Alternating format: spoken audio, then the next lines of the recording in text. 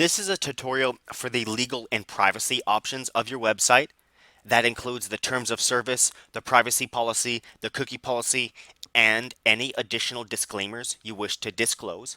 You can access that by going to the site you wish to add these terms to, and then on your site you go to options and legal and privacy. In there, you can type in all of your policies and service terms. Now, if you notice on our display on the right here, if we scroll all the way down to the bottom, there's nothing on the very bottom except for this form. But once we fill out these terms of service, it's going to add them to the bottom automatically. You can do your privacy policy as well. And the cookie policy, this is neat because it can actually be shown in the footer like the rest, or can even be shown in a pop-up as well. I'm sure you've seen those sites that pop up the cookie policy. You can just type the alert right here and then the policy itself. And you can do additional disclaimers as well.